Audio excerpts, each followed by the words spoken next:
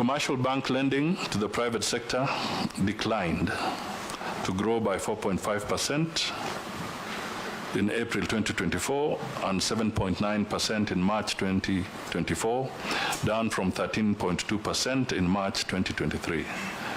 This has had negative effects on private sector activities. The consequences of fighting supply-driven inflation is that it has negative effects on economic vibrancy in the short term.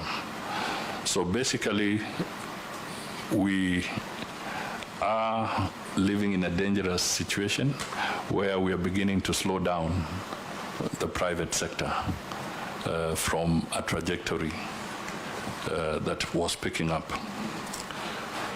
Mr. Chairman, the current account balance or the current account deficit improved to 3.9% of GDP in the 12 months to April 2024, down from 4.7% of GDP in a similar period in 2023. And this was supported by 7.7% decline in goods imported, reflecting lower imports across all categories except machinery and transport equipment. Here you can also say that we benefited from the increased food production, and therefore there was less of food imports. Our exports increased by 2.9%, reflecting increased exports of agricultural commodities and re-exports. Mr. Chairman, tourism receipts rebounded faster than anticipated to their pre-COVID-19 levels. Tourist arrivals improved by 27.2% in the 12 months to March 2024, compared to a similar period in 2023. So that was a real good show from the tourism sector. Mr. Chairman, remittances increased by 12.8% to US $4.5 billion in the 12 months to May 2024, compared to 3.997 billion over a similar period in 2023.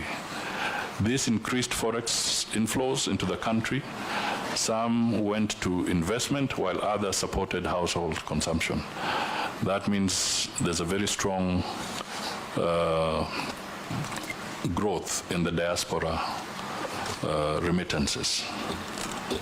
Mr. Chairman, tight policies and flexible exchange rates, coupled with initiatives to attract foreign direct investment and enhance export performance, are anticipated to help stabilize the current account deficit around 4% of GDP in the medium term.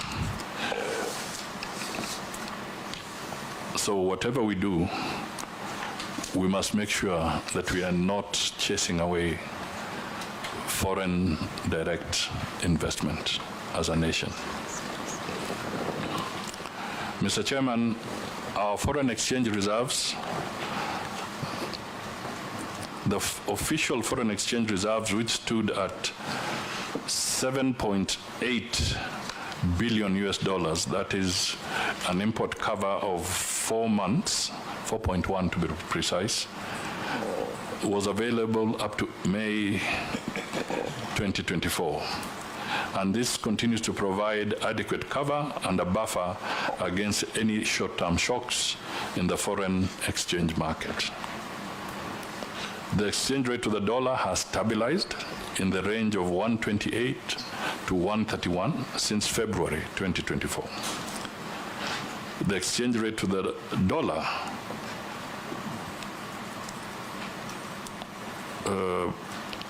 stood at 129.5 by end June 2024, from an all-time high of 160.8 by end of January 2024. Through the repayment of the 2024 Eurobond, the government successfully removed the investor uncertainty, and market perception improved significantly. The appreciation and stability of the exchange rate has created confidence and triggered inflows of foreign direct investment and attracted investors to the Nairobi Securities Exchange. This appreciation has helped to reduce debt service costs, improve performance of domestic borrowing, and stabilize interest rates. Do you want to create a foreign account? Here is how you can go about it. Log into your Gray account and input your correct details. After you've been logged into your dashboard, click on Accounts and you'll be directed to Foreign Accounts. Click on the highlighted tab, Request Virtual Accounts on European Euro tab. Fill out the page with your correct information and documents. When you're done, tick a check sign and kindly note that you'll be unable to change your name once you request for an account. Click the highlighted button Finish. Your virtual account request has been received and it is now being reviewed. To request foreign accounts in other currencies, remember to repeat the same process.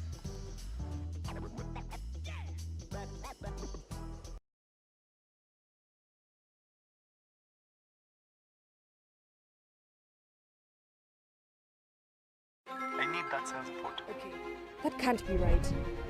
Where's the receipt? How much did they pay? And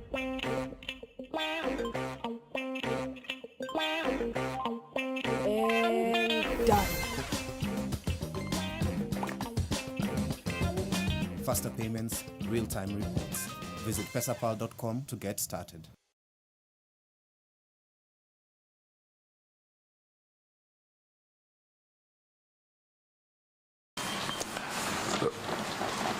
Mr. Chairman, the technical people will be able to give some greater light on the actual numbers around the debt that we have settled, public debt, particularly external. I think it's important that this comes out so that Kenyans can appreciate the magnitude of this challenge we are facing. Now, you did ask a question, Mr. Chairman, also around the risks to the macroeconomic outlook.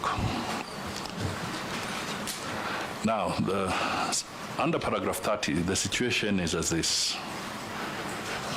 The outlook is subject to elevated uncertainty because of domestic and external risks. On the domestic side, the risks relate to the following. 1, unpredictable weather conditions due to the impact of climate change, which could resume food insecurity issues and therefore inflation pressures that may dampen growth. 2, the tight fiscal space due to the impact of the multiple shocks that have affected the global and domestic economy might lead to tight liquidity conditions for financing the budget.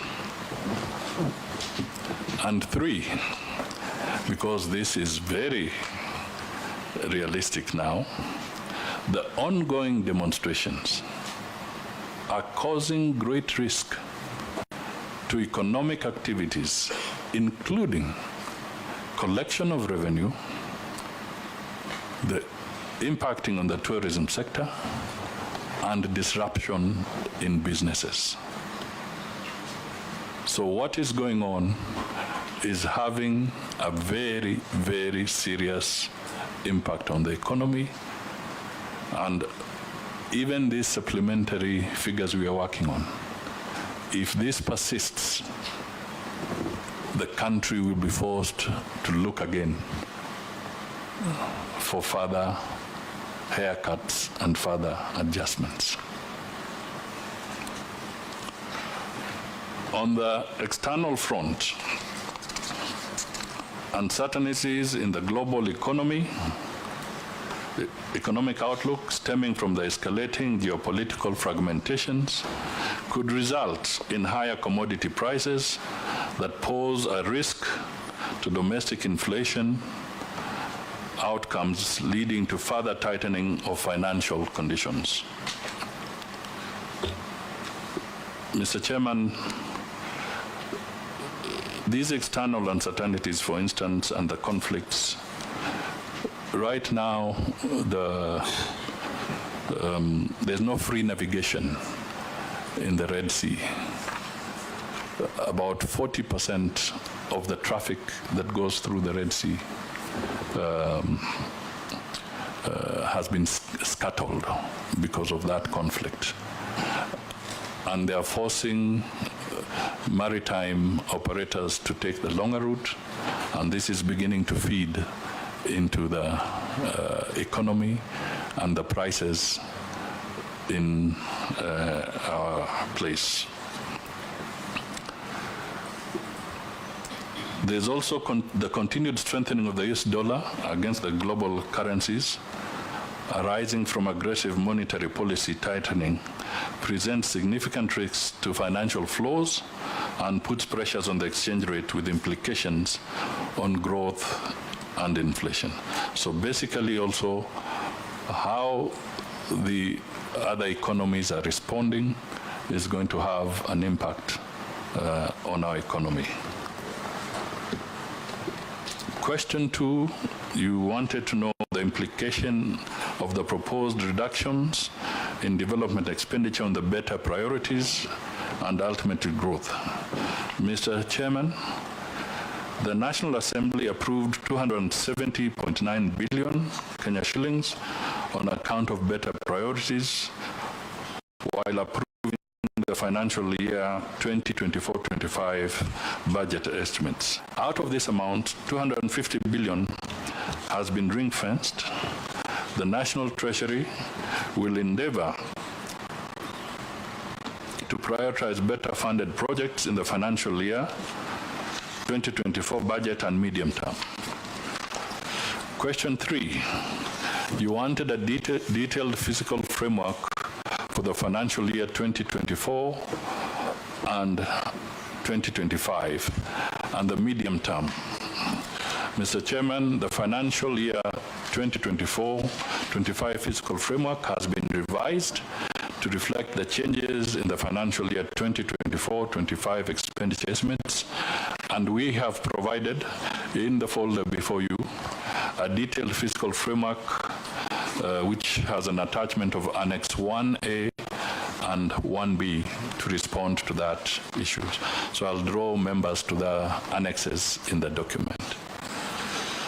Question 4, you wanted to know the basis and criteria informing the sectors or areas where the budget has been rationalized.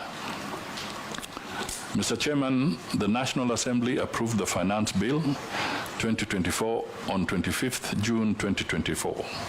However, His Excellency the President of the Republic of Kenya declined to assent to the Finance Bill 2024. The Finance Bill was meant to create additional resources amounting to 344.3 billion. The withdrawal of the said bill created a financing gap of a similar amount in order to align the financial year 2024-25 budget estimates.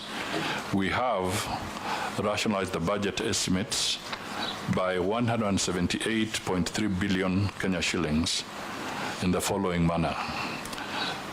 Recurrent budget rationalization. In the recurrent budget, we are proposing to rationalize expenditure amounting to 40.3 billion Kenya shillings.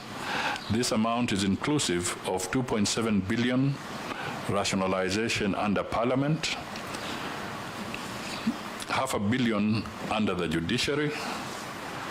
The rationalization targeted non-priority areas in the recurrent budget, as well as rationalization of salary adjustments for civil servants and teachers. B, rationalization of personnel emoluments. Mr. Chairman, we propose to rationalize allocations for Phase 2, salary adjustments for teachers and civil servants amounting to 15 billion Kenya shillings. This comprises Kenya shillings 10 billion for salary adjustment for teachers and 5 billion for civil servants.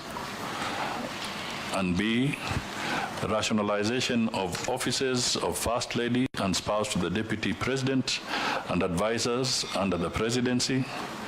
Mr. Chairman, as directed, we have rationalized 1.525 billion from the offices of the First Lady and the spouse to the Deputy President after exempting allocations for salaries to employees and advisors under the Presidency. The current items are indicated in detail in Table 5. That gives you the percentage of cuts and all the areas that have been affected. Table 5 on page 17.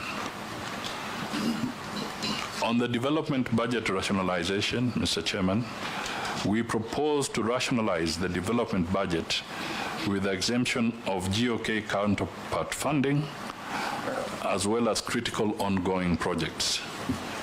We rationalized projects by 138.5 billion from Government of Kenya funded projects. This includes 8.3 billion from the NGCDF and Kenya shillings 1 billion from Parliament and Kenya shillings 800 million from the judiciary. And some of the affected areas I'll come to shortly, I will highlight. But I just want to point out that when we say exemption to GOK counterpart funding, honorable members, I know you're familiar with it, but the general public may not be familiar with the whole idea of why, what we mean by counterpart funding here. This is where there's supposed to be a Government of Kenya contribution, and then the rest of the money comes from the donor that is funding that particular project. Now, some of the major areas affected by rationalization of the development budget include the following. And I had highlighted some earlier, but let me repeat. 14.1 billion for roads projects, 14.6 billion for electrification, that is the last mile and public facilities, 6.5 billion for water and sanitation, 6.5 for police modernization, 3.3 billion for settlement of the landless, 3.1 billion for construction and equipping TVET institutes, 5.2 billion school infrastructure, 3.3 university infrastructure, and 2 billion the University Hustlers Fund. Mr. Chairman, you had question 5, and you wanted a detailed list of the public participation projects affected by the budget rationalization. Mr. Chairman, the National Assembly approved Kenya shillings 2.3 billion for public participation projects under various ministries, departments, and agencies in the financial year 2024-25 budget estimates. Out of this amount, 1.5 billion has been rationalized, and the details are again in your folder as captured in Annex 2. You have question 6. You required a detailed list of the financial year 2023-2024 carryovers by each ministry, department, and agencies. Mr. Chairman, we closed the financial year 2023-2024 with carryovers amounting to 218.5 billion, and these are indicated on Table 6 in your folder at page 19.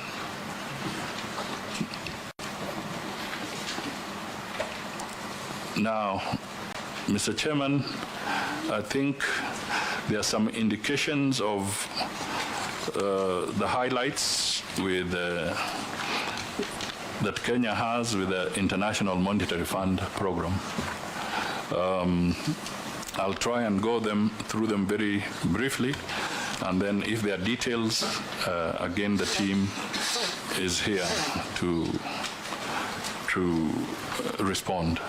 But, Mr. Chairman, I think I may want to flag one thing, that when we talk about the IMF, I think it's important for the Kenyan out there to know that we are members of this institution. We are also members of the World Bank. Because we tend to talk to them or talk of them as if they are aliens. But it is important for the Kenyan people to know that in simple language, we are subscribers or shareholders within these institutions. I think that's the simple language I would want to communicate to the Kenyan public, because we tend to talk of it as if we are not part of them and so forth, but it's important that this comes through. Now, the highlights are as follows.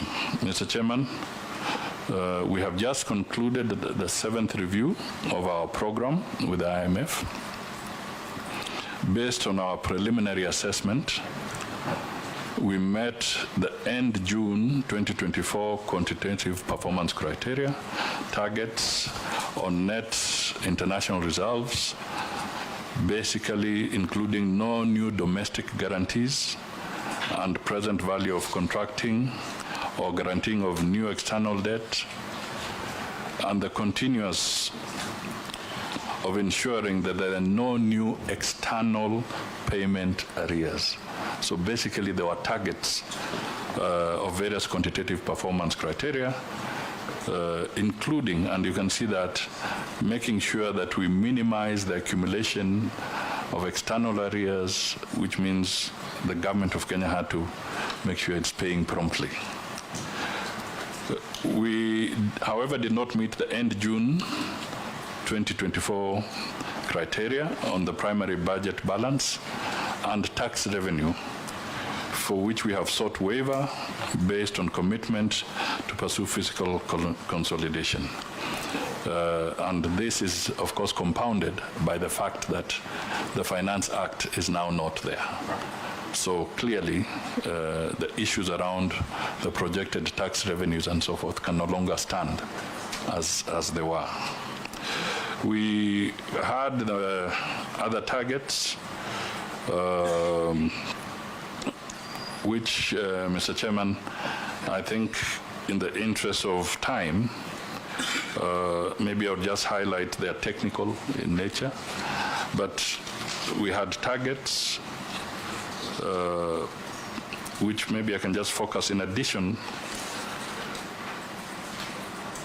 around the tax area. The main physical quantitative performance criteria targets for the financial year 2024-25 are 1 billion primary surplus of 240.2 billion ordinary revenue and 2.6 billion tax revenue.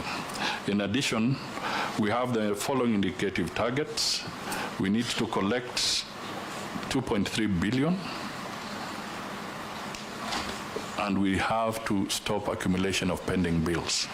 But this now will not be a reality as we go forward.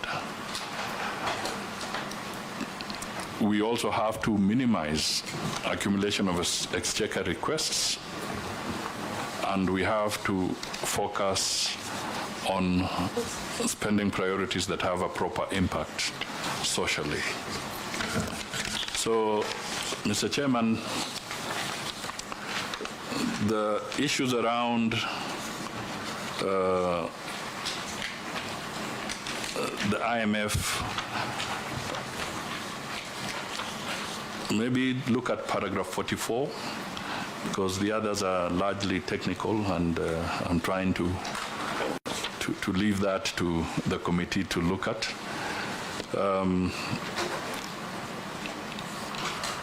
The following benchmarks were not met and have now been rescheduled to be completed in the near term. 1, cabinet approval of strategy options for restructuring Kenya Airways by end of April. This was rescheduled to end July 2024. We also have to get cabinet approval and publication of an updated inventory and a new classification of state corporations that will apply across the government in line with the National Treasury strategy for improving financial oversight at state corporations document. You know, Mr. Chairman, as we deal with the state corporations, we make progress on one side and we have challenges on the other. For instance, the government publishes some guidelines on how to handle state corporations. Somebody runs to court and stops that, and yet those are very critical benchmarks also in helping the country come out of the challenges that we are facing.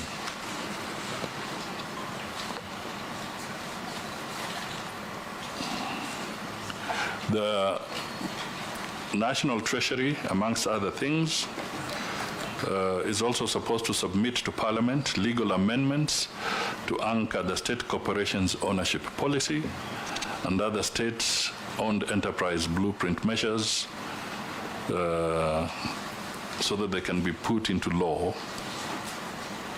We also have a situation where the National Treasury and Ministry of Energy need to provide and publish an assessment of the governance structure of the petroleum development entity. And Mr. Chairman, I want to say that in spite of all these challenges, the Treasury has had a very robust engagement with the International Monetary Fund, even in the midst of the challenges we've been facing. And the government has submitted for approval to the IMF Executive Board our program, our economic policies and programs, and we know that the IMF board will be meeting at the end of August 2024, and it is our desire and hope that Kenya's proposition will receive favorable consideration so that we can move beyond the challenges we are facing. Finally,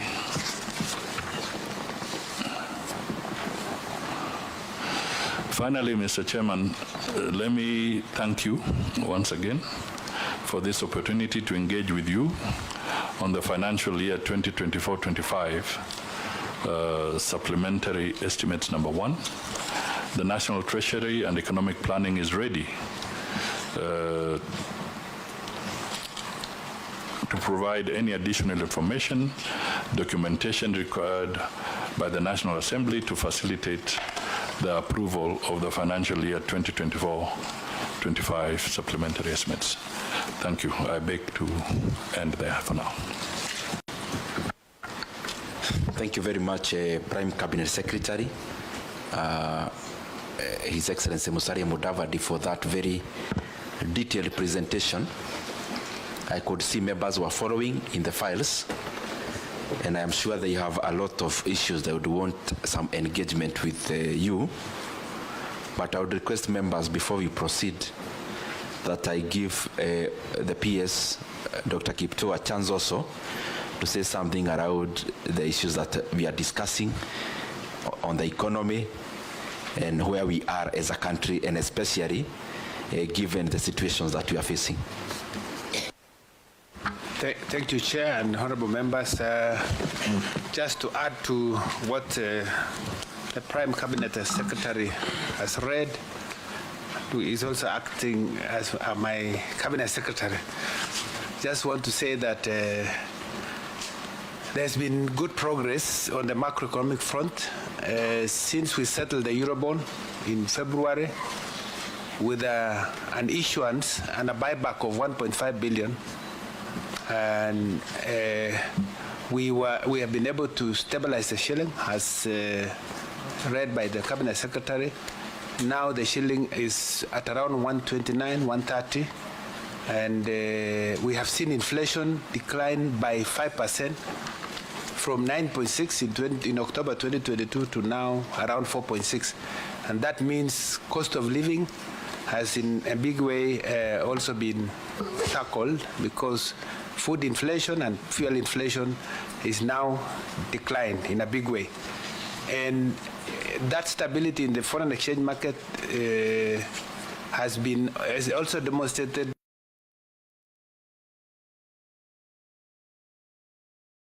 in Kenya.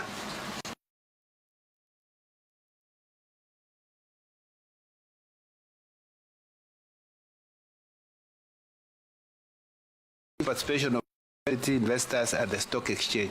So far, from a macro front, especially on inflation and the exchange rate, I think it's good. Of course, interest rates remain high, and that is also driven more by the fiscal front, where we have not been able to collect enough revenues as planned. We crossed the year with 220 billion exchequer requests, which we could not pay because what KRA collected was not enough. And that includes what we have carried over in the budget, the CDF of 13.5 billion. It also includes for counties about 31 billion, and for pension around 31 billion, which has been reduced to around 26 billion now. So I think you will see that in the budget policy statement, which we issued for public participation, our expenditure was 4.2 trillion, but which we worked very hard to try and reduce that to 3.992, which is the budget we submitted end of the year. So there was already a cut of over 200 billion, which is why when you look at the cut, that table that Prime CS showed you on expenditure cuts, you will see, for instance, communication supplies and services is now being cut only by 20%. It's not because we are leaving out this. It's because the earlier cuts had affected more on domestic travel, foreign travel, and other recurrent expenditure which we found necessary. But even with having cut that budget to 3.992, the failure to assent to the finance bill by the president meant that we had to cut back again the expenditure. The instructions we had, if you listen to the president that time when he did not assent, was that we cut the budget by the equivalent of what we did not realize in the finance bill. But having gone through, we of course had to do what the Prime Cabinet Secretary has indicated. We had to set aside some of the critical items, what are important for this government, as tabulated already in the list that was given. And we were able to ring fence up to 165 billion exemptions, as you see on page 4. And but this is a big cut of development. And I have been receiving calls from my colleagues, accounting officers, virtually everybody complaining of huge budget cuts. I have never seen this. It is unprecedented. It's a place, as a technical person at the National Treasury, I wouldn't like Kenya to be in. I seek that we find ways to get out of this quickly, to get back to normalcy. Because with so many contracts already in place, and you don't allocate budget, it means we'll have challenges of contractual obligations, potential litigation in court, and that is not good for us. It is important we provide the budget, and the fact that we don't have also money being spent by government, it means liquidity in the market will decline, and all the gains we have achieved are likely to be undermined. So I wanted just to say it has been a good opportunity for us at National Treasury to, this crisis has helped us to look at the expenditure side and address on a permanent basis some of the areas we feel could have been areas of waste. But I think the pendulum has swung too much, to the extent that I think we have cut to almost everyone and is unable to perform. So the solution could have been more expenditure cuts. But if you look at what you have there, if you do some maths, we have a budget of 3.83 trillion. Is it 3.87 trillion, out of which recurrent is 2.8. Of that 2.8 trillion of recurrent, what we call CFS, Consolidated Fund Services, is 1.2 trillion.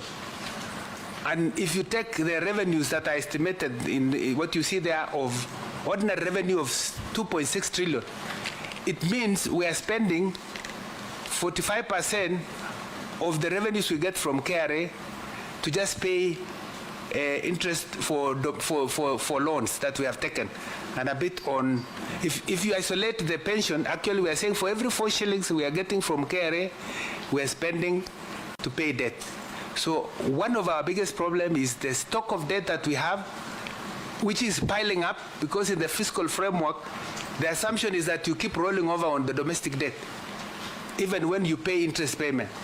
We have just settled now, today, we have paid 60, how much is it? 74 billion shillings that we have paid out of the revenues we had to accumulate to settle the Chinese debt. This month, and no, actually today is when we were paying off to settle the Chinese debt of 56 billion. And you can get other details for the rest of that make up to 74 billion. So debt is what has taken a huge amount, and this explains why with less areas of expenditure, especially on recurrent, where we can't cut recurrent, and then development, you have seen how much you have done, then you have debt that piles up. The only way to grow our economy is to try and work on the revenue side, which is why there's been a lot of effort to push KRA to raise more money, tax money. And we are also working on non-tax revenue. And this debate, especially on finance bill, I think also is going to help Kenyans to now understand, because it seems to be there's always confusion between an appropriation bill and a finance bill, so that when we present a budget and you have a finance bill, one might want to say we don't need a finance bill. We needed the additional revenue because this year is different from last year. The children that have gone to school this year are more, so we're required to give more money to the children who have gone to school, and other needs because of the increase in population. So I think what I would only plead is we need to find ways to get back quickly so that we collect the revenues that we require so that our country can move in a normal way and we do well like the other countries, because I think we are a work in progress as a country, and we are a great country, potential, with a lot of resilience. Even with the challenges we have, we still are growing. Our growth is now 5.6, and despite all the challenges, if we only brought in the normalcy, I think we will do well. So on the side, under the CS and others, we are pushing KRA on tax administration. You have seen we have also extended the tax amnesty, which will give us a revenue of about 30 billion. We have RMLF, which now we are saying it should come to Exchequer, because this is important to support the revenues for us. And then we have done a lot of SOE reforms, which we expect to raise to reduce the expenditure by about 7.3 billion. And all these are important reforms that require the support of Kenyans. So maybe I'll stop here for now, and it is my wish and the wish of us in Treasury colleagues that we have Kenyans support the process of budget making and the collection of revenues as required. We have also learned our lessons, and we will do more engagement. We will improve our communication. I think we have agreed we'll do regular updates every maybe 1 month or 2 months, where we inform the nation on where we are on many areas of economic activity, and probably also do more. I think we are telling KRA to do more education and awareness so that people see what the value for paying taxes. And I think Kenyans are right when they ask how their money is being used. That's a legitimate question. And we encourage Parliament and everybody to ask us of how we have used the money.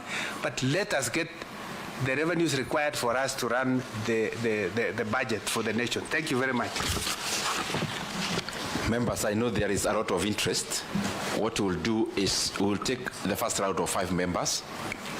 Then the National Treasury answers, then we continue like that. And then on the team of the National Treasury, we request that you note them down so that we answer them in wholesale.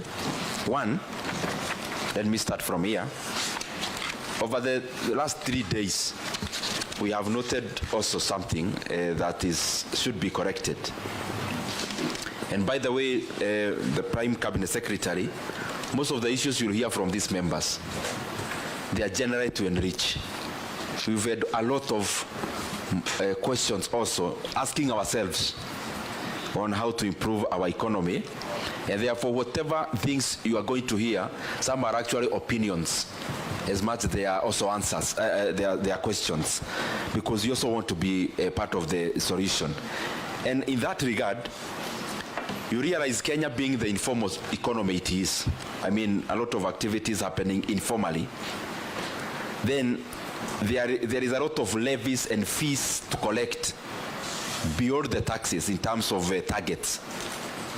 And we have noted one thing that is very peculiar, which the National Treasury should take note of. Now that there is a squeeze in terms of exchequer, almost all the other departmental committees with sagas below them, all of them are requesting for enhancement of A&A. Enhancement of A&A meaning they are just requesting for them to be allowed to spend more, meaning there is a lot of space in that area. Look, for example, tourism fund, tourism promotion fund. This report indicates our tourism numbers have risen by close to 30%. But then there is nothing commensurate to show that the A&A being gotten from this enhancement in tourism, that this money is going into helping some of the problems that we have. And our advice as the committee is this: A&A must stop being the preserve of the collector. This is public money. Whether you call it sports fund, whether you call it tourism promotion fund, whether you call it tourism fund, these are Kenyans' money. Because then we have seen some kind of empire building, where because you have collected A&A, you want to look for expenditure to utilize that A&A. Treasury must initiate at this process, taking care of the current situation you are in. You must initiate changes in law. I know it's our work, but also you know what to do as a National Treasury. We open up the fund of tourism. We open up a sports fund. We open up all the other funds, including the one for CA, that this money cannot continue to be constrained to be used for specific purposes. SOEs is the same. The only detail we have as a committee is transfer to this agency. But the truth of the matter is that PSN, you know, civil servants in Kenya are not the problem when it comes to recurrent expenditure. The problem is neither the people seated in this hall. They could be, but they are a little problem. The bigger problem is SOEs, state-owned enterprises and parastatus. We must find a way of getting the fresh out. Just the same way everyone has gotten a haircut, it cannot continue being that the budget making process, so to say, of Kenya Pipeline, of Kenya Ports Authority, of all the other cash-rich agencies that it stops with the board. It cannot continue to be like that.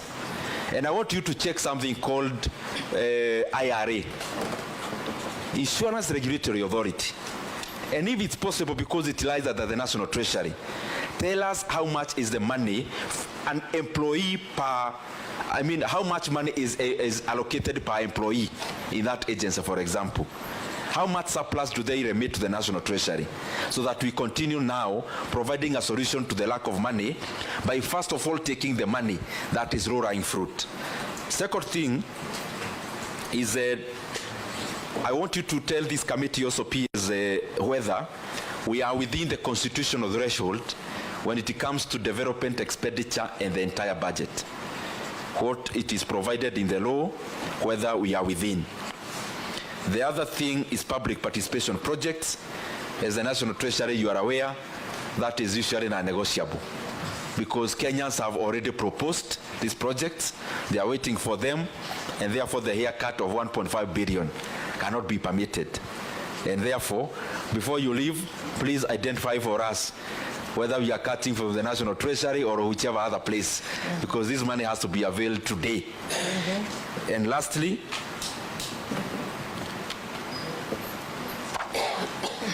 taxes. If you have this, you can give us an answer. Kenya, I have said before, most of our activities are informal. How many Kenyans pay taxes? Vis-a-vis, so if you have the number, how many Kenyans are working? What is the working population in Kenya? And number two, how many of those pay taxes? Let me go to Honorable Vice Chair first. Thank you, Chair. Let me just appreciate His Excellency Prime Cabinet Secretary and your team for a very good job. I have a few concerns. Let me go straight to the first one. And I think before I say that, I must say this is a very healthy conversation, Chair. And this revision of the budget and the submissions from National Treasury goes forward to allay the fears that the finance bill was still alive, the finance bill of 2024-25. So this is a confirmation that that finance bill is dead. That is why we are here revising the budget. My first one is on the impact of winding up the 47 SOEs. It's a good thing. We've saved 7.3, and I believe going forward we will save even more. But my concern is this. We've looked at some of these 47 SOEs in our various departmental committees. Some of them, their allocation have been reduced to 0. And now my concern is, whereas we're trying to save, cut down, we're looking forward to create more jobs, we also need to protect the existing ones. So what has the National Treasury, what are the plans? Are you designating these employees? Are you sending them to other departments? I think it would be good to know, because there's 0 allocation. Case in point is Kenya Academies of Sports. My second concern is on pending bills. You say the policy direction is no further accumulation of pending bills. But now we are wondering, how will this be possible, given that some of the deductions are on development expenditure, reductions affecting ongoing projects, some with certificates, and you've just alluded to the fact that there would even be more consequences in terms of the legal impacts arising from that. So meaning our pending bills actually will increase. So how shall we be looking at that? And my third one is on, you said our growth rate is expected to remain resilient at 5.5. Now, given the reductions on development, also looking at the impacts on the services sector, occasioned by the demonstrations, the crowding effect leading to increase in interest rates as a result of domestic borrowing that we're looking forward to, and many other factors. Do you still think that the growth rate will hold at 5.5% going to the future? And finally, we're talking about austerity measures. You have elaborated on all these initiatives and policy directions, but you've not touched on corruption, because that is one area we would save a lot of money. What are the plans? What are the strategies? How are we going to net in on corruption so that we make further savings? Thank you. Let me go to Honorable Mayor Masara. Thank you. First, I want to congratulate the Prime Cabinet Secretary that you have broken the record to be acting minister in almost 22 institutions. I think nobody will ever break that. Congratulations once again. And I want to remind you, I'm married at your place, so when you are writing your CV as the person who has broken the record, you remember Masara there. I wanted people to laugh because we are in interesting times. Things are very tough. My concern, first, I want to appreciate how you have presented the document, because it has enriched the mind of the Kenyans on the happenings, the current happenings, more so on the issue of finance bill and the budget process. I want only to invest much of our time on the carryovers. Kindly let the committee know that these carryovers, more so the ones for developments, for counties, were they for development or recurrent? Because if they were for development, some of which are going to attract what is called penalties. So kindly furnish us with that information. And then part of the carryovers, let us know if there were already payment certificate issued, because that one, as the Vice Chairman has said, will also increase the issue of the interest rates. My another concern is the issue of corruption. You have not mentioned as a treasury what you are going to do, but we don't have official communication. But the former president mentioned the money we were losing per day on corruption, you remember? If we can shield those loopholes, it means that money we are losing, we can get it instead of taxing Kenyans. Another issue is you have not talked about auditing the public debts, because we are complaining about the interest we pay on public debts. But if you ask any Kenyan, including the technocrats, we don't know where this money were taken. Particularly if you want now audit, this borrowing was done in this country, it was meant for a particular project. Did that project stimulate the economy? Or is that project completed, or is it existing? We don't have such a records. And finally, you have talked of winding up of 47 parastatals. I believe they were having recurrent expenditure. Now that they are not going to be there, you have not mentioned the amount which used to be allocated to this parastatal, of which now you are not going to allocate, because we are looking for ways of ensuring that our budget is financed. So we must go for other areas where you are forgotten. And then finally, on the current development project you are projecting to do in this financial year, are they going to stimulate the economy so that the economy can grow, or there are some are political, which are going to be white elephant, but the public money is going to be spent? Thank you. Honorable Dr. Daktari, Secretary General. Thank you, Your Excellency, for the clear and precise presentation. I have one or two issues to raise. One, when you look at the areas where budget cuts have been effected, like in the area of electricity and in public facilities, that is the last mile, water and sanitation, roads, school infrastructure, and even construction of TVETs.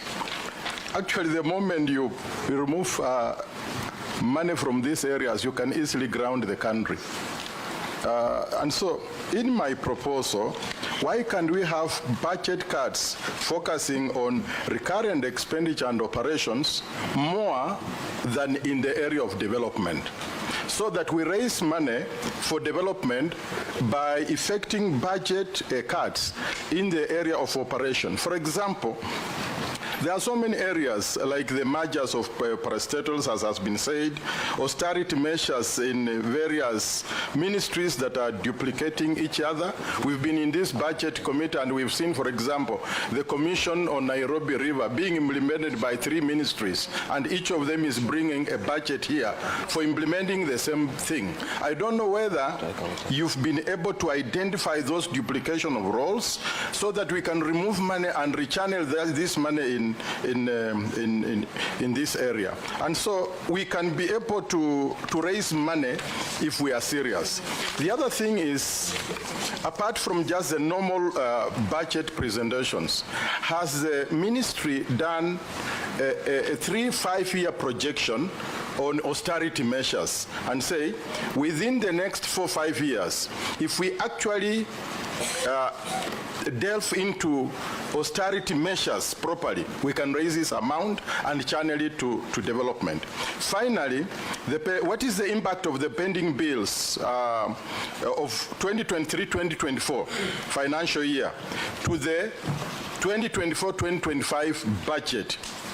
What is the fate of this carryover? Thank you, Chairman. Then we go to Honorable Miri Mabona. Thank you, Chair. And I want to thank the Cabinet Secretary and the entire Treasury for a good presentation. And Chair, I just want to say that I support the budget cuts, and even though that I think we can reduce even further. I think I'm not saying just because of what is happening here.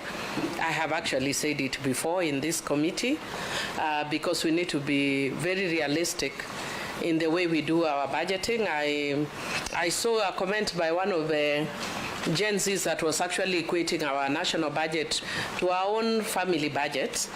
And if you have only 10,000 Kenya shillings and you need to do food, buy food and buy shoes, you can't do shoes and then leave food. But the way we have been budgeting is actually the opposite. We are buying shoes and leaving food. And when we do that, then there is pressure for us to increase revenue, and hence the finance, infamous finance bill. So for me, it's very important that we are more realistic, because we create an artificial need for revenue when we can actually budget as a country within our means. I know we have blamed the IMFs and all, and I'm sure they are doing wrong. But first, let us point fingers at ourselves before we point fingers even at the IMF, because there are things we can do at home that don't need to put those kind of pressure on us. Chair, the only thing, other thing I wanted to indicate is that I've seen that the Treasury has indicated areas where they need the cuts, but without premising them on certain principles. And that's why Dr. is actually going back to leave this, and that. If you want to be very fair, it's always good to move on principles. And for me, one, which I've again said several in this committee, is there equity? One, in the cuts. And secondly, not only just in the cuts, but in the spreading out of the little, since we are going on austerity measures. And the Chair, I don't want to be selfish, but this is a very skeletal document, which, and if with the documents that you have on cuts, yeah, they are about from page 1 to page 9, yeah? If you are looking at the estimates, the printed estimates, they are like this voluminous, they are that big. What is the possibility that 2 projects in my constituency, for instance, would be here? That shows lack of equity. I don't mind programs in my constituency being removed for us to deal with issues of austerity now and to deal with the crisis in the country, but there must be equity, both in cuts and also in spreading out what is remaining. Secondly, we must look at or preserve the pro-people project, the one that reaches people directly, especially Gen Zs, in terms of job creation, but also in terms of training. So if you are removing the ones that are reaching them, but we are retaining some which may not have that sort of value, it doesn't help. Then third, projects that can stimulate the economy. And Chair, for instance, there are some construction, there are ongoing constructions which you don't need. I know there are many we've removed, but there are some that I've actually seen that are there. Again, consolidating roles is another. Unfortunately, one of the areas I've seen is an area I'm very passionate about, so I will not say it, I will not mention it, but it's an area I'm very passionate about. But they have 3 different agencies doing one thing. It's a lot of wastage. And if you are serious, and that's what part of the conditionalities I think that IMF has given us, but we are going round and round like we are not able to. Again, Chair, the issue of public participation. Because we went to the public, they told us where the issue is pinching, let's not remove that. And finally, Chair, on a light note, you have told us that the demonstrations are keeping tourists away. But I actually think it's the opposite. If you can actually do away with the police beating demonstrators and the goons that are somehow infused, why? Because Ugandans will come here, Nigerians will come to see our Gen Zs are actually demonstrating with style, you know. They are good, they dance, they do no peaceful, no distraction, so we can actually use it to bring more tourists. So just be nice to the Gen Zs. Thank you, Chair. Honorable Chris Aseka, member for Quisero. Thank you, Chair. Thank you, PCS, and I want to declare some interest. PCS is my political father. We only parted ways when he declared an earthquake. So umeharibika afterwards? No, when he declared an earthquake, I thought maybe it would bring down the whole world. I didn't know that it was a political earthquake. But it's good to know that he's brought me up in politics. I have to. I may not be an authority in economics, but I think the technical people from Treasury are. When you reduce a budget by a whopping 138 billion from development expenditures, what it means that you are reducing economic activities in the economy. The net effect is that the collections will be down and the economy will not grow. The PS has alluded to them, but I don't know if the PS interacted with this document before it was brought to the National Assembly. 2, when you reduce domestic travels, it means you are affecting service industry in the entire country. The net effect is that the economy will not grow. I agree with my Vice Chair. How do you expect to grow this economy by 5.5%? 2, you have indicated that you are trying to encourage direct foreign investment in this country. We've had reports that many investors are fleeing out of Kenya to our neighboring countries. What could be the reasons? And from where you see Treasury, is there a strategy you've put in place to really attract this direct foreign investment? Thank you, Chair. Honorable David Ochieng. Chair, thank you so much, and thank you so much, PCS and the PS Treasury. Got a couple of questions. The first one is, Chair, the finance bill that everyone keeps talking about, where did it come from? Treasury or State House? What is your role in it? Because everyone's trying to wash their hands off it. It now became Parliament's baby. And there are things there that were brought in the last Finance Act as remedies to the situation that we had at that time. For example, we reduced taxation on cooking oil. We were proposing to increase it in this budget. We reduced, in the finance bill, we reduced the price of bread. We were all of a sudden increasing it.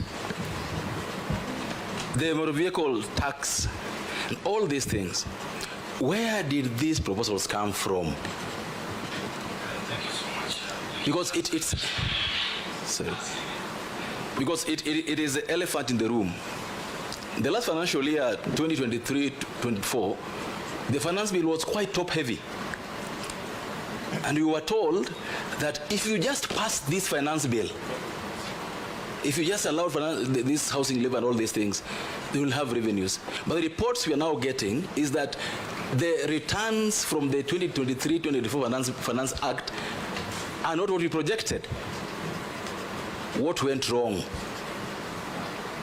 Why are we not able to harness the gains we made in the Finance Act 23-24? Number two, the KRA reforms. Because, Chair, as you would know, and we've been told, this is not conjecture, there are KRA staff who are running mini KRAs. We've been told through the media so many times the fact that the KRA could actually collect more than what they are collecting now by half, meaning they could collect 1.5 of what they're collecting now. Why must we mix KRA reforms with the finance bill? Why can't we just pick out the reforms we need to work on KRA? If it is corruption, if it is systems, if it is the people, because we are losing money in that regard. I personally believe, and I still believe to that, we did not need a finance bill this financial year. If we had done the reforms we required, the finance bill of this year would have been reducing the burden on Kenyans. Because you told us very clearly last year that this is the silver bullet. Chair, our fiscal policy, environment, and framework. In the last 18 months, 24 months, we seem to be playing ping pong with the economic policy. No one knows whether next year we'll have another tax hikes on areas that promote investments. There's no certainty. There's no predictability.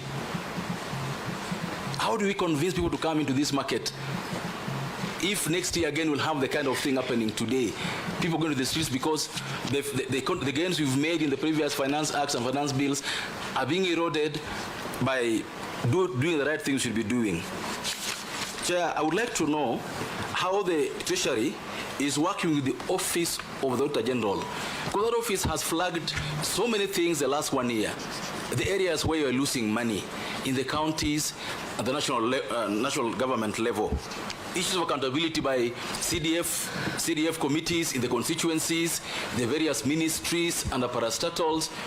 What is being done to ensure that that is available is being used the right way, so that the measures we are now proposing, the austerity measures we are now proposing, are able to make us have some gains in that. And finally, just following up on what the Honorable Millie has said, in these cuts, and I say this is a very heavy cut, a very heavy hat, in these cuts, there is almost a clear pattern that in the cuts you are making, the MPs who voted no are being targeted in their constituencies. What do you have to say about that? Thank you. Let me go to Honorable Ruth. I was almost saying AU, but I realized. I read something that something is happening. Thank you very much, Chair, and thank you, Treasury, and especially our Prime Cabinet Secretary, who is somebody I know very well, very good friend. I'm happy to have this opportunity to at least ask a few questions. First of all, what I would like to say is how sincere are we with this kind of budget cuts? For me, these budget cuts I see are mostly targeting actually the common mwananchi. Because when you look at it, you talk about maintaining affordable housing. Yet, we are having cuts on TVETs. And mainly these TVETs were there to help support our young people to go to these colleges to be able to work within this affordable housing that we were saying. When you look at the pending, when you say you have cuts on some of the development projects, which means we are going to increase even the pending bills that we have. And those pending bills, really, as I'm speaking to you right now, contractors are really suffering. Not only in the national government projects, but even the county governments, because they're not being paid. And now there's these measures of maybe having even extra pending bills because of these cuts that you're actually bringing up. What are we going to do? Because how was it informed?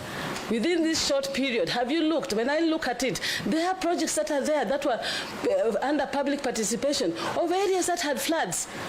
And these floods, we are saying we want gambions.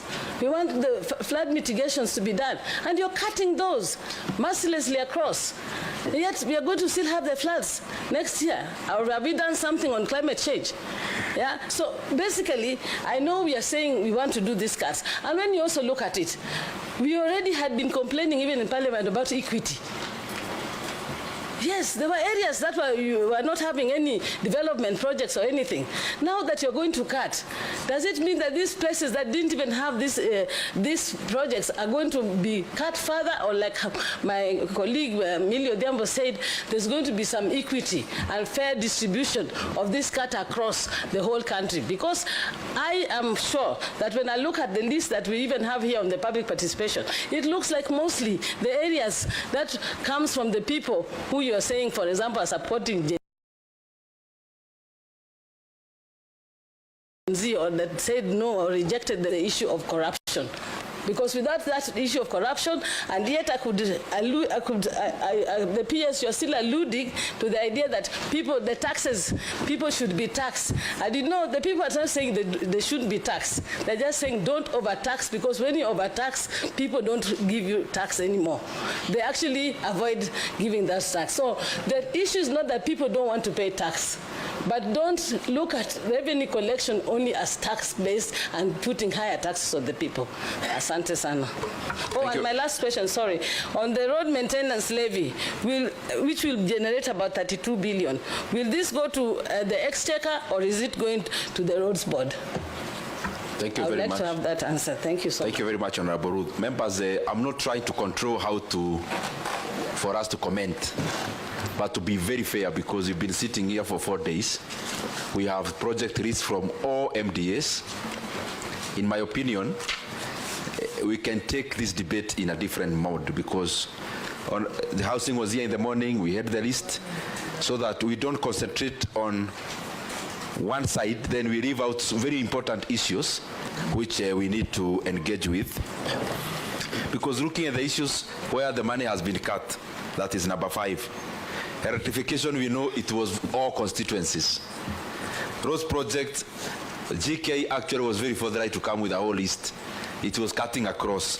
So I'm just requesting so that we are able to give this session the weight it deserves by dealing with the issues that cuts across all the people of Kenya.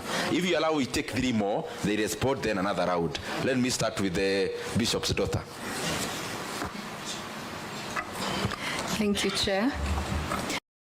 So what is ClickUp? ClickUp is an all-in-one productivity software where you can manage everything and anything related to your work. Your documents, your chats, your whiteboards, your projects. The value of this, you don't have to buy 5 softwares to do this. You don't have to be hopping back and forth between multiple tabs, trying to find that email from a year ago. Instead, you can find everything in a matter of seconds, keeping your work and everything related to productivity organized in a single place.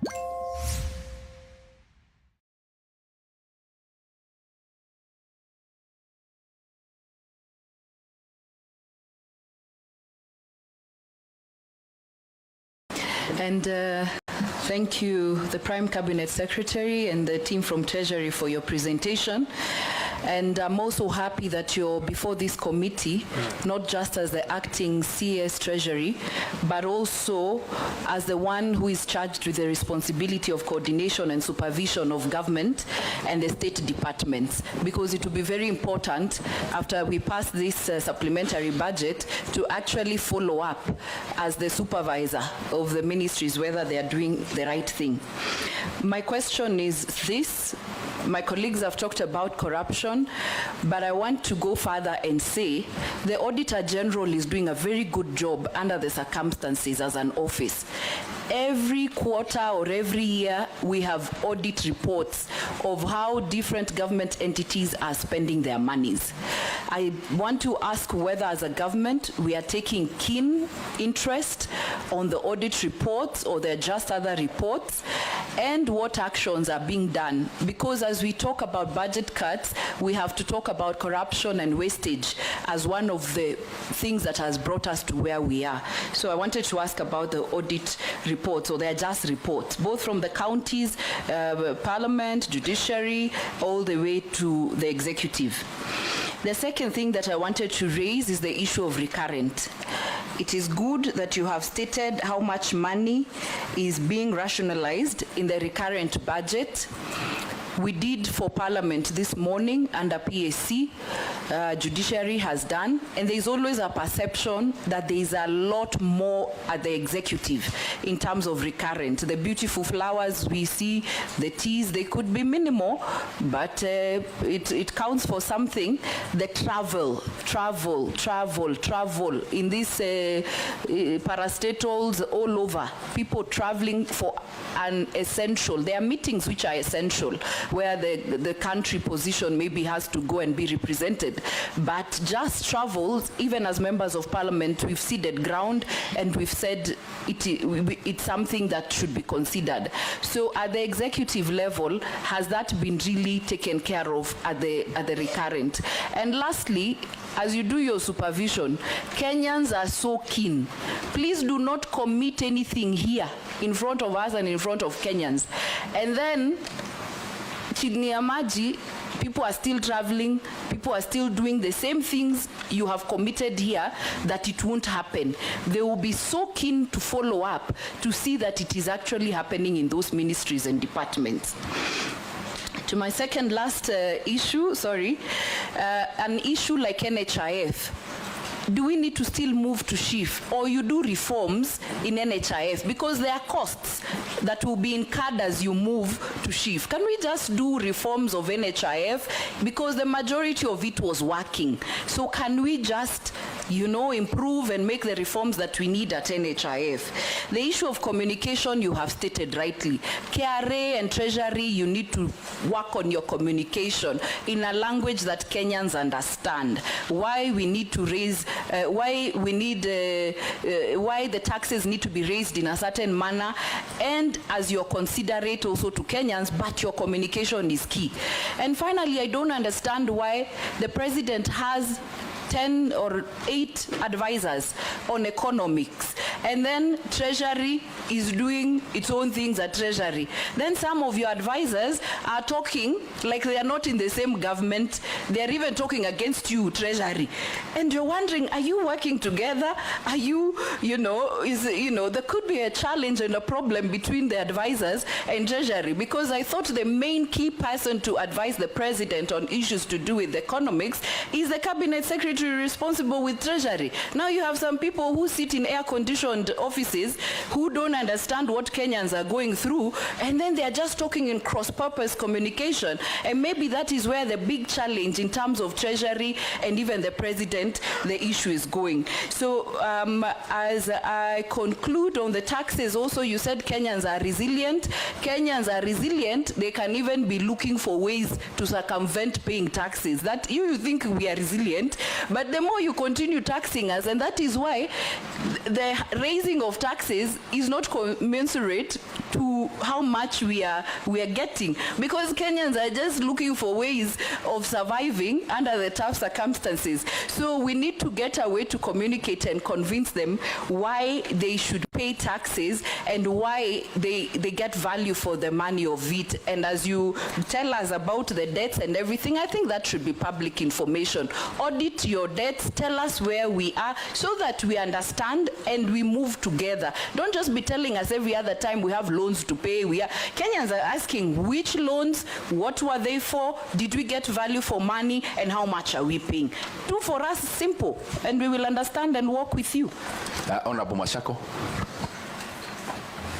Thank you, Chair.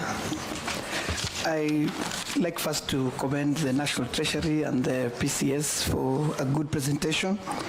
Chair, I have about 2 or 3 questions. One is, we know we have a very good tax policy that I think was launched last year. I just wanted to know from Treasury how that tax policy is influencing or is guiding the decisions to either tax Kenyans more or reduce the burden of taxation, or how is it informing even the finance bill that we had just recently. Why I say that, Chair, when Chair Finance and Economic Planning Kimani Kuria came before this committee, he indicated that he wanted some budget under Treasury and KRA that will allow a study be done to show now the sensitivity of either higher taxes on revenue collection. And I would really want to know whether this has been done in the past, or it is this time that Treasury is waking up to realizing that more taxation does not necessarily mean additional revenue to the country. Because if that is the case, then we want to see that future finance bills or any attempt to tax Kenyans more may lead to a justification around a study that has been conducted, so that we are sure any additional tax burden will generate additional revenue. Because we know for a fact that last year, fuel levy, when we introduced taxes on fuel, we didn't raise enough revenue as anticipated. Tied to that, Chair, is that we have raised fuel levy from 18 to 25. And I just wanted to know, and a colleague of mine mentioned this, do we have a framework? Which laws are we going to use so that then the money that we raise under a road maintenance levy fund would be used to fund our budget? Because there's an indication that that money that will be raised will help reduce will help fund the budget that we have today. Second, Chair, most of the departmental committees that have come before us have indicated that the departments and ministries they oversight are complaining that you have cut, not that they're complaining that you have cut their budgets, but they're complaining that you've cut so much, including employees, salaries and benefits, PE, personal emoluments. So I just wanted to hear from Treasury, when you cut across, are there departments that you feel you need to reinstate their PEs?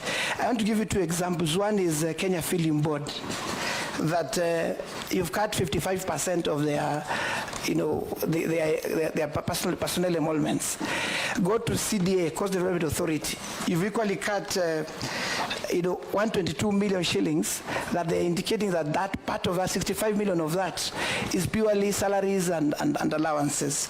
Then, allow me to say this, Chair, as a last comment, that as we look at auditing loans, public debt, I think it's important as a country we also include auditing budgets, including this year's budget, to understand how balanced we are trying to cover the country.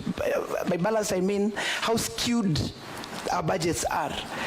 Because we look at the documents that have been presented before this budget committee, including projects that we see being done. You go to a county, you have 4 or 5 roads, yes, that are ongoing. You go to another county, no road, or only one.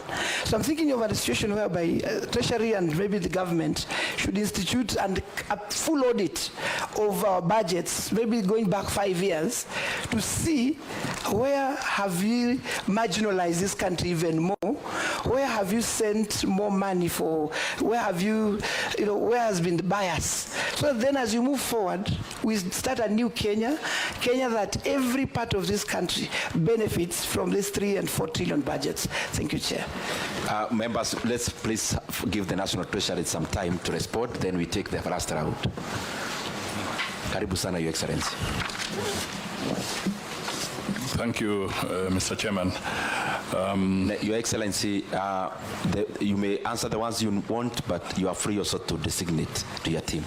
Yes, I'm sure they were listening very clearly, and I will go by your advice.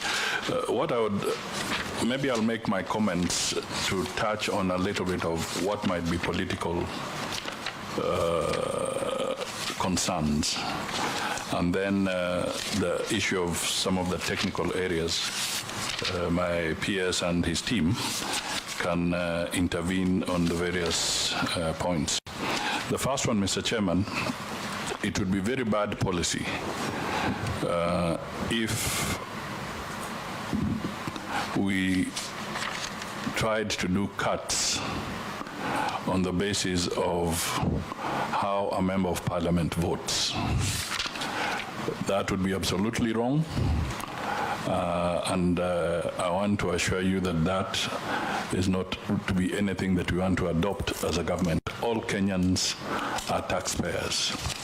And when they are in parliament, whether they vote yes or no, they are performing their constitutional and civic obligations, and therefore they cannot become victims of any penalization. So if there's any such thought, I would want to reassure the members that we will not subscribe to that. All Kenyans have a right, they're all taxpayers, and that is why we are here, so that we can look at our proposals. Mr. Chairman, I want to go further and commit that after we have finished with this presentation, in order to show that we have nothing to hide, the PS and his team are going to make sure that this document that we have used to make a presentation is made available to all the media houses. But beyond that, I actually advise that the Treasury buys space so that there's no distortion. I think the Treasury, and this is what we are going to do, we will buy space and have this document in all the leading papers of this country, so that there is no deletion of a comma, no hiding of anything, so that Kenyans can see for themselves what it is, as it is. This is a very important thing, because sometimes the communication is distorted and the facts are not laid out to the people. So we want to undertake to do that particular item. Let me touch very quickly on the issue around SHIF and NHIF. I believe Parliament has already pronounced itself on these particular items. I think the law regarding the Social Health Insurance Fund is in place. And the one on NHIF was repealed. Mr. Chairman, am I right? Yes. So I think what is important, we take into account what were the positives around the NHIF, and with the law that is in place, we then accelerate the process of ensuring that the targets or the objective of achieving universal health care is achieved, so that all Kenyans who deserve medical care can have their needs attended to under the Social Health Insurance Fund. And that is something that we are going to do. We've had a little bit of hiccups of people moving to court and slowing down the process. Sometimes, the truth be told, sometimes these interventions by people raising petitions to court are genuine. And sometimes they are petitions that sometimes are designed perhaps to slow down a process. But legally, we still have to address those when they're in court, and then we move ahead. So that is something that is moving. I want to also be able to state that on matters of tax policy, and I think KRA is in this room, they will be able to elaborate a little bit on matters tax policy. I think Mashako has spoken quite broadly on that. What I can only say is that tax policy and tax reform is continuous. There's a program that Treasury runs so that they have to continually look at the tax structure and the efficiency of the methods that have been employed and review them from time to time. Going back into history, if I may just give a quick example, because I was at the center of it when I was officially at the Treasury at that time. We moved away from the income tax department, the customs department, and so forth, and created the KRA. And then the KRA became the first stage of reform moving forward. And maybe on a humorous note, one of the most interesting areas is that digitization that was being introduced was the famous PIN number. And there was so much resistance from Kenyans on this PIN number. They called it the number of the devil. Even it was being preached in churches by very prominent bishops that this is the number of the devil, that you're going to be identified by the number. But this was a strategy maybe conceived by people who want to evade tax, to try and stop you in the tracks so that you cannot digitize and you cannot reform, because the tax news will get closer to them. So even as we look at what we are going through in terms of tax policy, as we tighten the news, as efficiency, as digitization improves, you will find still there'll be elements who will want to resist, because where they were evading before, with digitization and modernization, you find that the door or the window is closing on some of them. So these are things that we would have to anticipate. I think the issue of the debts, I just want to say that there is a debt register actually at the Treasury, and I think you'll want to speak to it, which is public, and it gives details of who do we owe. It is there.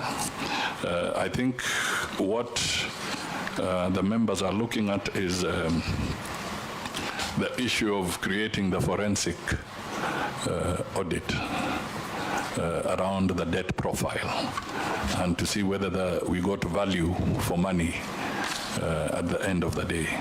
That is a valid issue, but we have to do it procedurally, because it is important that, because constitutionally it's the Auditor General who can audit all government accounts. And therefore, if we want to have that forensic audit, it has to be channeled through the Office of the Auditor General. And if for some reason the Office of the Auditor General is unable to do it, maybe because of being overstretched, it is the Office of the Auditor General that can recommend the appointment of an audit firm to conduct such a forensic audit. that is how the procedure should be. And I believe this is something that we have not lost. It is something that can be picked up and taken up in the right direction. In part of the issues that we want to look at is we agree that there must be a better strategy around implementation of the findings of the audit reports. This has been an area of weakness, especially when it comes to tackling matters corruption. And this cascades not just at the national government level, but it cascades to the county governments, and it even cascades to the state enterprises. This is something that I think as a strategy of tackling corruption, I can only say that Parliament and the executive will need to work very closely together so that we can have a better strategy around implementation of audit reports. The issue of pending bills, this is a thorn in the flesh, and you have raised very valid questions. I will leave that to our technical people, because a committee to look at pending bills was set up by government, and about 70% of the 600 billion plus Kenya shillings of pending bills is primarily domiciled with the state corporations. They have even more in terms of pending bills than the national government itself. So that is an area where the committee that was set up has made some preliminary findings, and I'm sure the PS Treasury will be able to say something towards that. On a broad scale, it is true when government does not spend, as Honorable Aseka did indicate, economic activity is subdued. So we are alive to the fact that we need to take urgent measures and quick corrective action so that the government does not lose the momentum that it had gained in process of trying to get the economy back on the recovery path. So that is a reality. But I want to tell members that we have really cut to the bone. We have cut to the bone. The negative side of the tax, when you don't have tax, then your only recourse now becomes cutting expenditure. So we are trying to do a very delicate balance between not living without the Finance Act, but also trying to figure out how the government can still have its operations with the bare minimum. I want to say that the Finance Act, to Honorable David Ucheng, this was an act generated by the executive. And I think the executive has taken full responsibility. That is the government of Kenya. They've taken full responsibility that this was their way of trying to help in graduating the country from high dependency on borrowed money to improving our local capacity to generate revenue. But the Kenyan citizens had a different position on this matter. So we have to step back and retrace our steps. But it's also important for Kenyans to note that somewhere along the line, not necessarily now, as the population grows as needs of citizens grow and so forth, and as we look forward to moving away from high debt dependency, it will be important that going forward, we appreciate that there will be need to have increased revenues from time to time. But it's a question of whether we can have proper public participation at every level so that everybody understands why we are looking for that extra resource, and then we deal with it. There are issues of corruption which are valid, and I know broadly in the program that we want to pursue, part of issues even around tax modernization and sealing of loopholes, it's all an attempt to make sure that we can minimize aspects of tax evasion, for instance. We want to look critically at procurement, because procurement, ladies and gentlemen, is the fulcrum of corruption. That is where it all stems from. And we are in the process through Treasury, and some may require amendments that will come to the floor of the House, that the aspects around procurement be relooked at, be digitized, so that there is minimal contact between individuals. We want to appeal that this House will be you passed the conflict of benefits, conflict of interest bill. I think that was very, very important. Of course, Senate has had its bite at the cherry. And then it will go to the president. But what is important is that those are some of the kind of legislation that are so critical. And I think we will owe it to Kenyans to make sure that we do not mutilate that bill, so that aspects around conflict of interest can also be dealt with, because this is, as I said, it becomes a fulcrum on matters corruption. So that is a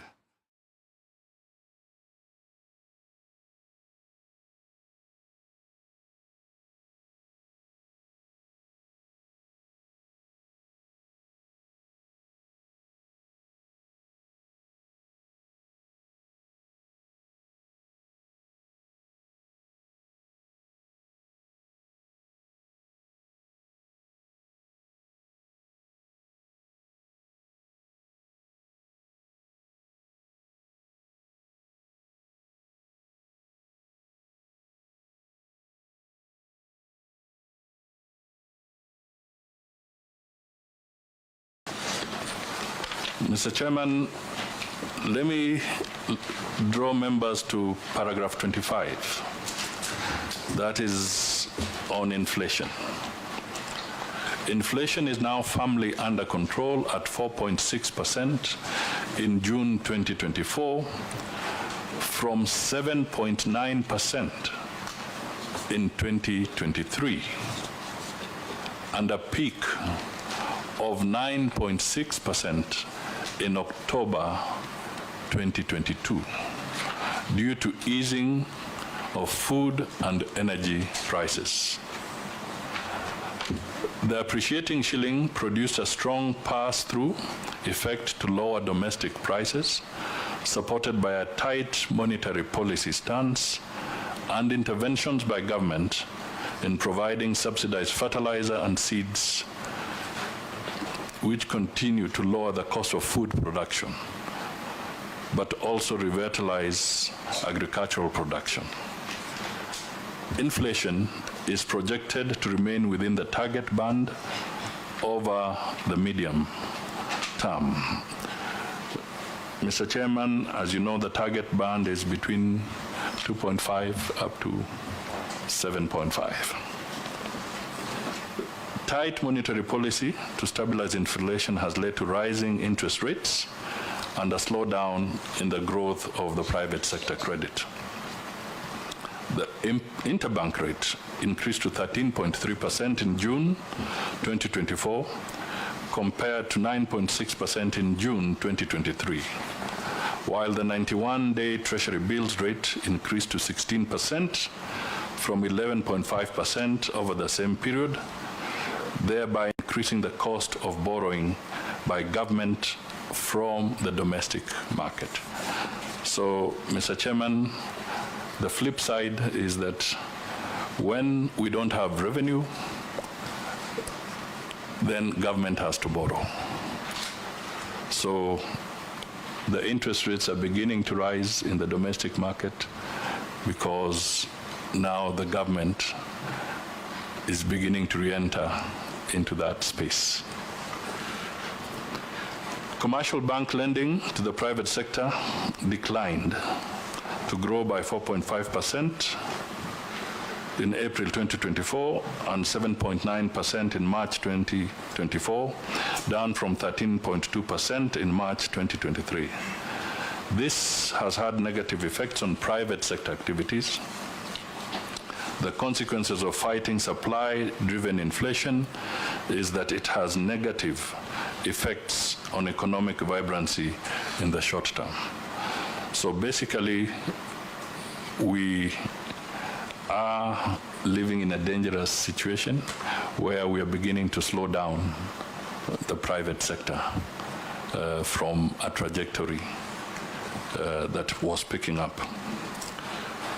Mr. Chairman, the current account balance or the current account deficit improved to 3.9% of GDP in the 12 months to April 2024, down from 4.7% of GDP in a similar period in 2023.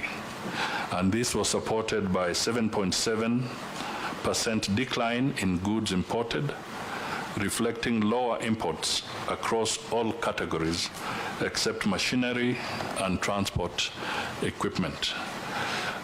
Here you can also say that we benefited from the increased food production, and therefore there was less of food imports. Our exports increased by 2.9%, reflecting increased exports of agricultural commodities and re-exports. Mr. Chairman, tourism receipts rebounded faster than anticipated to their pre-COVID-19 levels.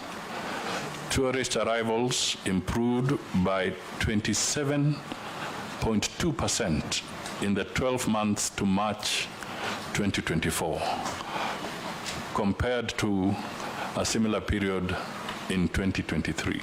So that was a real good show from the tourism sector.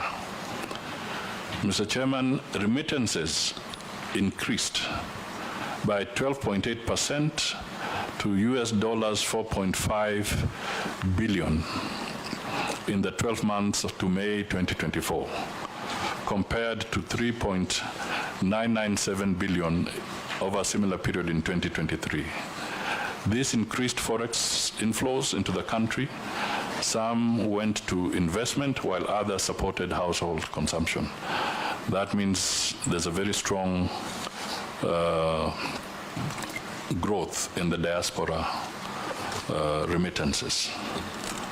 Mr. Chairman, tight policies and flexible exchange rates, coupled with initiatives to attract foreign direct investment and enhance export performance, are anticipated to help stabilize the current account deficit around 4% of GDP in the medium term.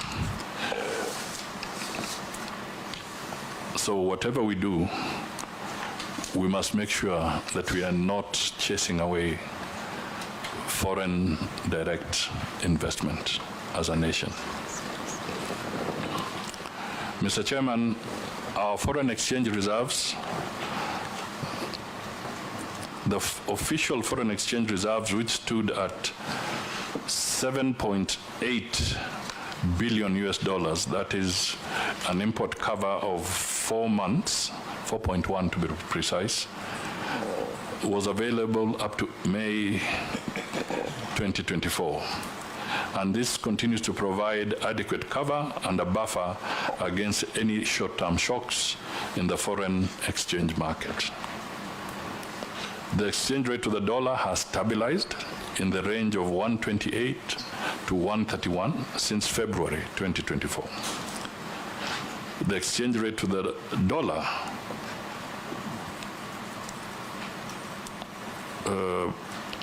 stood at 129.5 by end June 2024, from an all-time high of 160.8 by end of January 2024. Through the repayment of the 2024 Eurobond, the government successfully removed the investor uncertainty, and market perception improved significantly. The appreciation and stability of the exchange rate has created confidence and triggered inflows of foreign direct investment and attracted investors to the Nairobi Securities Exchange. This appreciation has helped to reduce debt service costs, improve performance of domestic borrowing, and stabilize interest rates. Mr. Chairman, the technical people will be able to give some greater light on the actual numbers around the debt that we have settled, public debt, particularly external. I think it's important that this comes out so that Kenyans can appreciate the magnitude of this challenge we are facing. Now, you did ask a question, Mr. Chairman, also around the risks to the macroeconomic outlook. Now, under paragraph 30, the situation is as this. The outlook is subject to elevated uncertainty because of domestic and external risks. On the domestic side, the risks relate to the following. One, unpredictable weather conditions due to the impact of climate change, which could resume food insecurity issues and therefore inflation pressures that may dampen growth. Two, the tight fiscal space due to the impact of the multiple shocks that have affected the global and domestic economy might lead to tight liquidity conditions for financing the budget.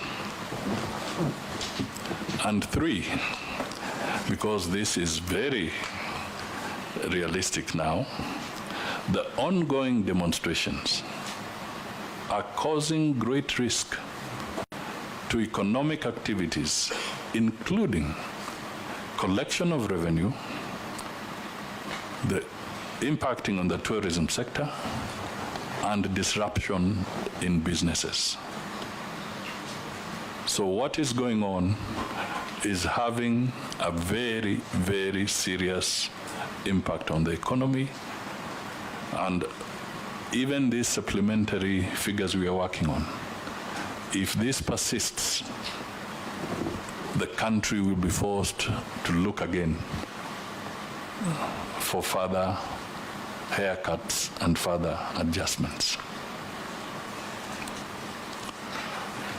On the external front,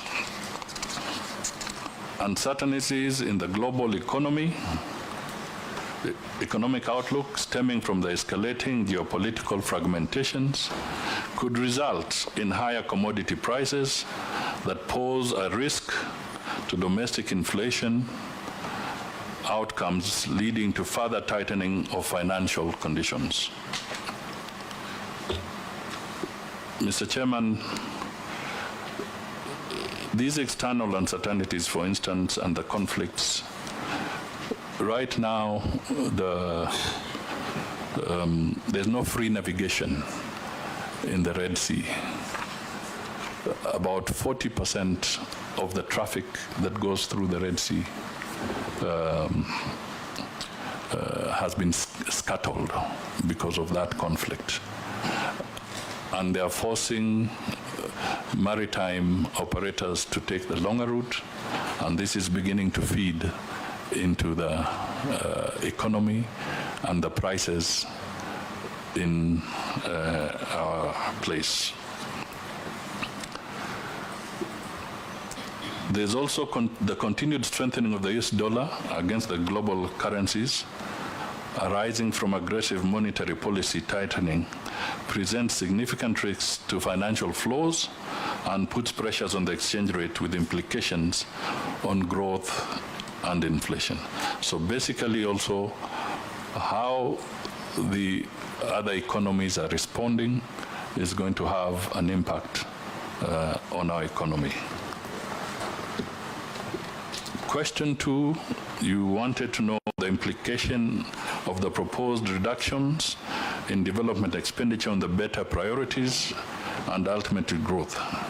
Mr. Chairman, the National Assembly approved 270.9 billion Kenya shillings on account of better priorities while approving the financial year 2024-25 budget estimates. Out of this amount, 250 billion has been ring-fenced. The National Treasury will endeavor to prioritize better funded projects in the financial year 2024 budget and medium term. Question 3, you wanted a detailed fiscal framework for the financial year 2024 and 2025 and the medium term. Mr. Chairman, the financial year 2024-25 fiscal framework has been revised to reflect the changes in the financial year 2024-25 expenditure estimates, and we have provided in the folder before you a detailed fiscal framework which has an attachment of Annex 1A and 1B to respond to that issue. So I'll draw members to the annexes in the document. Question 4, you wanted to know the basis and criteria informing the sectors or areas where the budget has been rationalized. Mr. Chairman, the National Assembly approved the Finance Bill 2024 on 25th June 2024. However, His Excellency the President of the Republic of Kenya declined to assent to the Finance Bill 2024. The Finance Bill was meant to create additional resources amounting to 344.3 billion.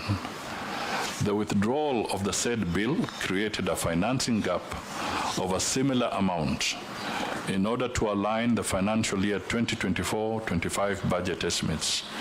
We have rationalized the budget estimates by 178.3 billion Kenya shillings in the following manner. Recurrent budget rationalization. In the recurrent budget, we are proposing to rationalize expenditure amounting to 40.3 billion Kenya shillings. This amount is inclusive of 2.7 billion rationalization under Parliament, $500 million under the judiciary. The rationalization targeted non-priority areas in the recurrent budget, as well as rationalization of salary adjustments for civil servants and teachers. B, rationalization of personnel emoluments. Mr. Chairman, we propose to rationalize allocations for Phase 2, salary adjustments for teachers and civil servants amounting to 15 billion Kenya shillings.